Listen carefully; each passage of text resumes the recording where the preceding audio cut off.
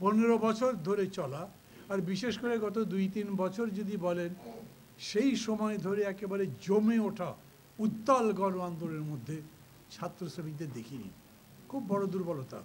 আবার বলি, striking force না থাকলে আপনি শত্রুকে যথাযথ জায়গায় যথাযথ সময়ে আঘাত করতে পারেন না।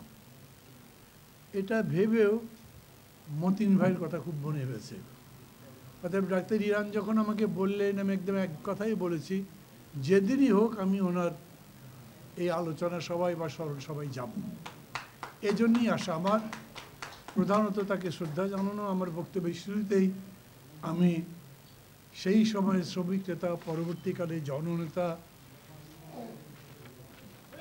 মতিন ভাইয়ের প্রতি গভীর শ্রদ্ধা জানাচ্ছি। একটা খুবই ক্রিটিক্যাল টাইমে আমাদের এই সভাটা হচ্ছে।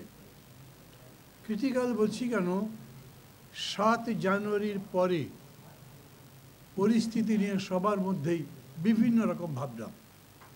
আমরা বলেছি আমাদের আন্দোলন তো হারেনি। আমরা ভোট বর্জনের কথা বলেছিলাম, 95% মানুষ ভোটই দিতে যায়নি। রাজনৈতিকভাবে যদি দেখেন তাহলে আওয়ামী লীগের জন্য এটা একটা বিরাট পরাজয়। মানুষের সাথে কথা বলেন, মানুষ বলবে সেগুলো যাই বলেন, ওই তো আছে, এই সরকারই তো আছে, তাকে তো সরাতে পারেননি, সেই নির্বাচন তো আনতে পারেননি।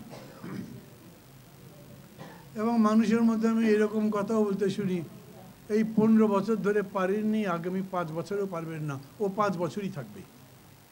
কেউ কেউ এরকমও বলেন, ও যতদিন জীবিত আছে ততদিন আর কিছু করতে পারবেন না।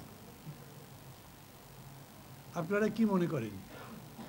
মানে আমি মনে করি এখানে যারা আছেন, কথা শুনছেন আমাদের, তারা সবাই কম বেশি রাজনীতিতে সচেতন, সক্রিয় আছেন অনেকে।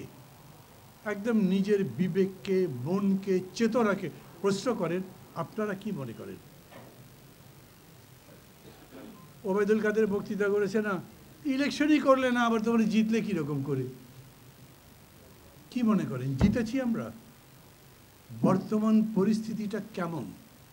আমি যদি এক কথায় এরকম করে জিজ্ঞেস করি, ধরেন এখানে তো বিরোধী দলের আন্দোলন করার সবাই প্রায় আছেন, আমরা কি খুব কষ্টে আছি? আমরা কি খুবই বিপদগ্রস্ত বোধ করছি? আমরা কি মনে করছি যে আগামী 5 বছর পর্যন্ত এই থাকবে? ভিন্ন দিকে দেখেন, সরকার কি মনে করছে? এই রকম একটা ইলেকশন, মানে 420 করুক যাই করুক, পার তো হয়েছে। আমি তখন বলতাম সূর্য উঠবে, সূর্য ডুববে, 7 জানুয়ারি আসবে।